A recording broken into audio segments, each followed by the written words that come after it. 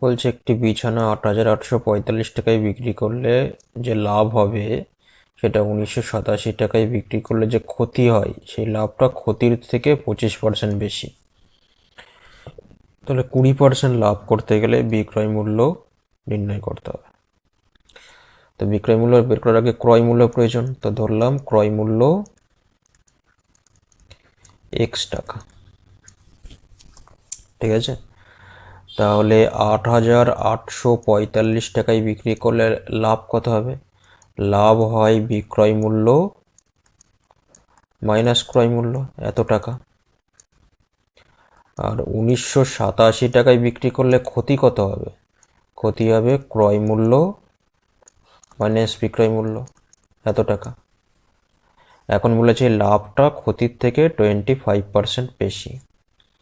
তাহলে 8,845 minus x, এটা ক্ষতির কত গুণ হবে? দেখো কত গুণ হবে, 25% বেশি। তো 25%কে যদি ভগ্নাংশে করা হয়, 25/100%কে ভগ্নাংশ করতে গেলে 1/4, 1/4 বেশি হচ্ছে, আর কত গুণ হবে সেই গুণটা মানে ফ্যাক্টরটা বের করার জন্য এর সঙ্গে 1 যোগ করে দাও। তাহলে কত হবে? 5/4 গুণ হবে। তো এর সঙ্গে 5/4 গুণ করে দিলাম। লাভটা ক্ষতির এত গুণ হবে, এত বেশি হচ্ছে মানে। এবার কোনাকুনি গুণ করো। এখানে গুণ করলে 8,845 গুণ 4, 4 32, 3টে শূন্য, আবার 4 32, 2টো শূন্য, আর 4 45-এ 180। তাহলে এটা হচ্ছে 35380 minus 4x equal to 5x minus 1,987 গুণ 5, 5 1995 আর 87 গুণ 5 435, মানে 9945। এবার দেখো 35380 এর সঙ্গে আসলো 9935, আর এদিকে 5 4 9x, বা ঘুরিয়ে লেখো 9x সমান 80 আর 35 115, আর হাতে 1 থাকলো 99 আর 1 100, 153 হাতে 1, 45315। তাহলে x সমান কত হবে?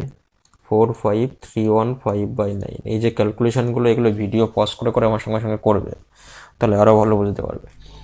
তো এটাকে 9 দিয়ে ভাগ করো, 5 9 45,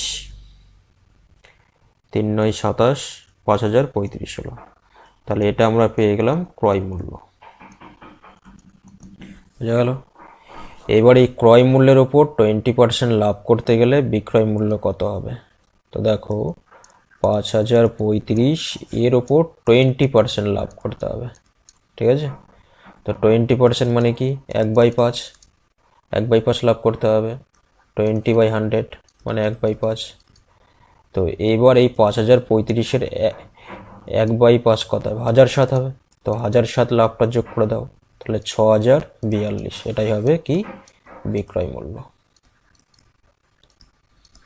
বুঝা গেল? তাহলে উত্তর কত হলো? 6,042, অপশানে। তো এটা একটা এনটিপিসিতে আসা খুবই টাফ অঙ্ক, ক্যালকুলেটিভ। এটা বারবার দেখে আত্মস্থ করে নাও এবং প্র্যাকটিস করো কয়েকবার, তাহলে দেখবে ইজি হয়ে গেছে। আর ভিডিওটা ভালো লাগলে অবশ্যই লাইক এবং শেয়ার করো, আর চ্যানেলটিকে সাবস্ক্রাইব করে যাও।